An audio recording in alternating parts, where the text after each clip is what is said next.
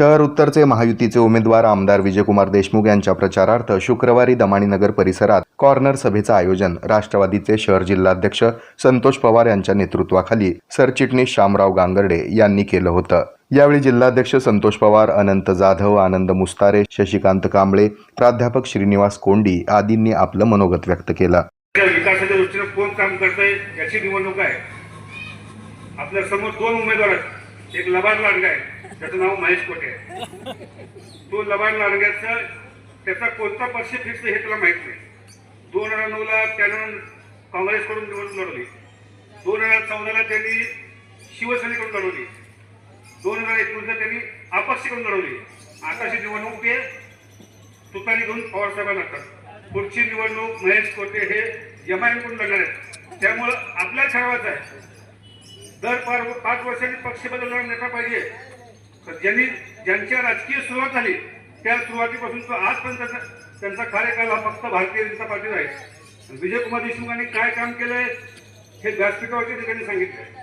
महेश यांना 40 वर्षे सोलापूर महानगरपालिकेत आपण राज्य केलं। आपल्या नेतृत्वाखाली सोलापूरची महापालिका होती। सोलापूरच्या महापालिकेत आपण महापौर पदापासून परिवहन समितीच्या पदापर्यंत तुमच्या अख्ख्या कुटुंबानं, कोटे फॅमिलीनं ही महापालिका या सोलापूरला पूर्ण वरवडून काढलाय। त्यामुळे तुम्ही विजय देशमुखांनी काय केलं हे विचारण्याच्या ऐवजी 40 वर्षात आपण सोलापूरला काय दिलं याचा आपण आत्मपरीक्षण करावं।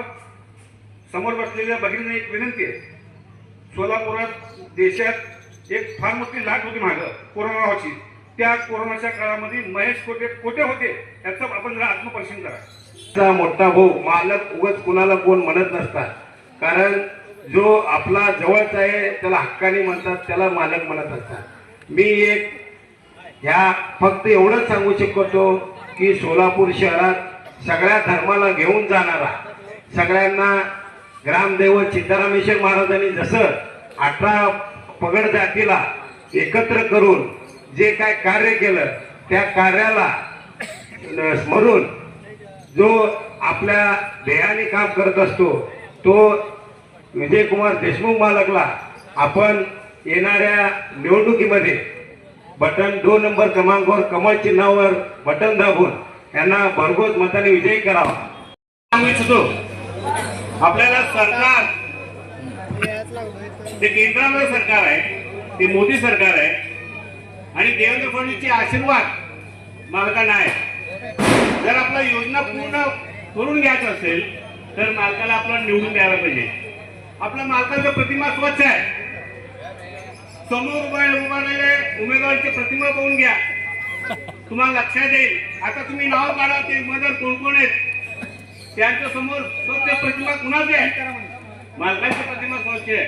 म्हणून पक्षाने त्याला 5व्यांदा संधी दिलेली, त्यांच्या पक्षात विरोध असताना देखील 5व्यांदा संधी दिलेली।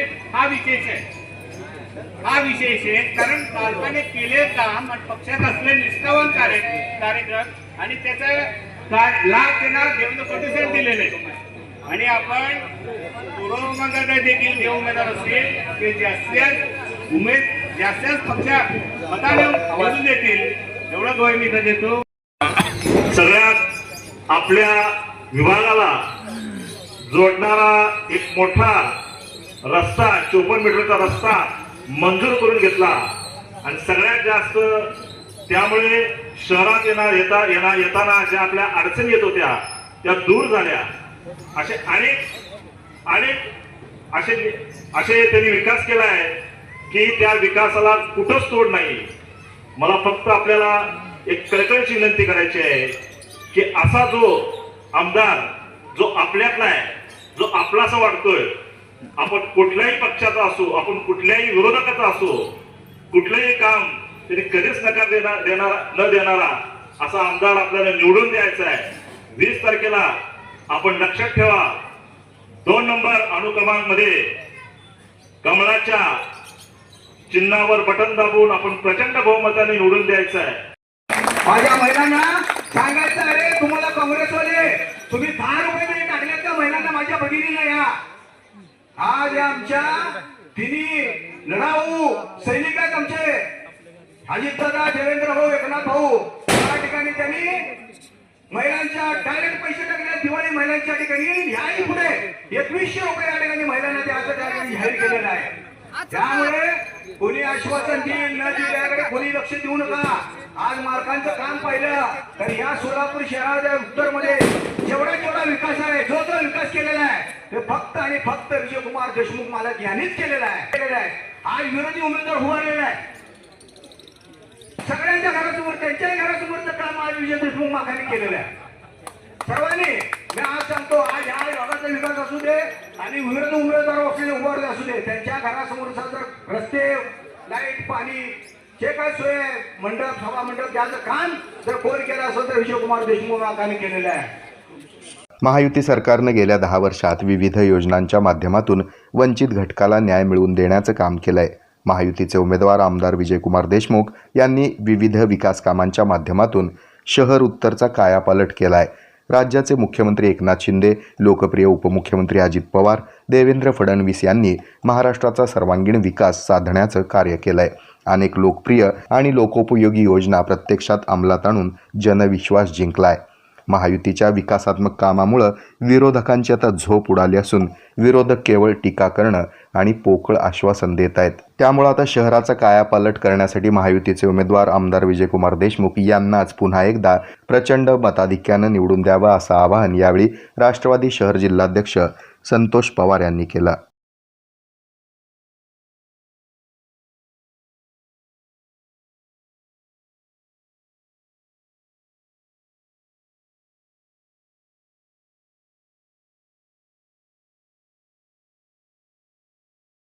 संपन्न सुसंस्कृत असं आपल्या उत्तर विधानसभेचे नेतृत्व आहे. मी गेले अनेक वर्ष राजकारणामध्ये समाजकारणामध्ये काम केलं. अनेक आमदार पाहिले, खासदार पाहिले, परंतु जराही गर्व नसलेला हे आपले सोलापूरचे आमदार हे पाहताना असं वाटतं की हे मालक लोकप्रेमाने म्हणतात, परंतु यांनी आजपर्यंत कधी मालकशाही दाखवली नाही, कधी स्वतःचे घमंड दाखवले नाही, कधी गर्व दाखवला नाही. अतिशय सौजन्यशील, नम्र, सर्वांना सन्मान देणारे व्यक्तिमत्व म्हणून आपण मालकांना ओळखतो. या विधानसभेमध्ये ते आपल्या जवळपास 4 वेळा निवडून आले. त्यांच्या कर्तृत्वावर, विकासावर आणि आपल्या सर्वांच्या प्रेमाच्या आशीर्वादाने ते निवडून आले. यापुढे देखील काळामध्ये आपण त्यांच्या पाठीशी उभं राहावं असं सर्वांना विनंती करतो. आत्तापर्यंत गेली 4 टर्म सोलापूरचा कायापालट करण्यामध्ये मी विशेष भर दिलाय. त्यामुळं इथून पुढेही सोलापूरचा विकास साधण्यासाठी पुन्हा एकदा जनसेवेची संधी मला द्यावी आणि विजयी करावं असं आवाहन महायुतीचे उमेदवार आमदार विजयकुमार देशमुख यांनी या सभेत केलं. आभार मानतो. जेव्हापासून निवडणुका जाहीर झाल्या तेव्हापासून राष्ट्रवादी भारतीय जनता पक्षाबरोबर खांद्याला खांदा लावून या निवडणुकीमध्ये प्रचारासाठी काम करत आहे. आपण या राज्यामध्ये युतीमध्ये आहोत. 2.5 वर्ष झालं महायुतीचं सरकार आहे आणि 2.5 वर्षामध्ये या राज्यामध्ये अनेक योजना आणल्या. लाडकी बहीण योजना आणल्या. जेव्हा मुख्यमंत्री लाडकी बहीण योजना ज्या दिवशी विधिमंडळ चालू होतं आपल्या, त्या दिवशी अजितदादा फायनान्स मिनिस्टर असताना बजेटमध्ये त्यांनी जाहीर केलं. तेव्हा विरोधकांनी, आपल्या ज्या विरोधक आहेत त्या सगळ्यांनी उठून कांगावा सुरू केलं. ते म्हणाले की या राज्याचं जे तिजोरी आहे त्या तिजोरी रिकामं करण्याचा डाव हा आपण केलेला आहे. आणि आपल्या तर आता जे आपले खासदार झाले ते तर असं म्हणले होते की हे आमच्या सगळ्या बहिणीला 1100 कोटी रुपये मिळालं. आज आपल्याला सांगू इच्छितो की आपल्या इथं दामाणी याच्यामध्ये, आपल्या या दामाणी नगरमध्ये सगळे रस्ते, सगळे ड्रेनेज, पिण्याचा पाईपलाईन हे सगळे करून घेण्यात येत आहे. आपल्या तर काही सगळ्या सुविधा आम्ही शक्यतो जास्तीत जास्त करून देण्याचा प्रयत्न केला. एवढंच नाही तर वारकरी भवन पण काम चालू आहे, त्याचंही बांधकाम चालू आहे. आणि एवढंच नाही तर या सोलापूर शहराच्या ज्या विकासाचे काम आहेत त्याला राज्य शासनाकडनं आपल्या या राज्याचे मुख्यमंत्री असू द्या, उपमुख्यमंत्री आपले देवेंद्रजी फडणवीस असू द्या, फायनान्स मिनिस्टर आपले अजितदादा असू द्या, यांच्याकडनं विशेष निधी मिळालं म्हणूनच या सोलापूर शहराचा विकास करण्याचं आपण शक्य झालं. याप्रसंगी व्यासपीठावर राष्ट्रवादी काँग्रेस पक्षाचे जिल्हाध्यक्ष संतोष पवार, जनरल सेक्रेटरी प्रमोद भोसले, अनंत जाधव, सुनील खटके, संगीता जोगधनकर, चित्रा कदम, कांचन पवार, प्राजक्ता बागल, शशिकांत कांबळे, ज्येष्ठ नेते हेमंत चौधरी, आनंद मुस्तारे, महेश निकंबे, आमिर शेख, प्रकाश झाडबुके, अनिल छत्रबंद, डॉक्टर संदीप माने, प्रकाश जाधव आदी उपस्थित होते। या कार्यक्रमाचं सूत्रसंचालन सेवादल अध्यक्ष प्रकाश जाधव यांनी केलं, तर आभार जनरल सेक्रेटरी प्रमोद भोसले यांनी मानले। यानंतर पथनाट्य सादर करून मतदार जनजागृती अभियानाचा संदेश देण्यात आला।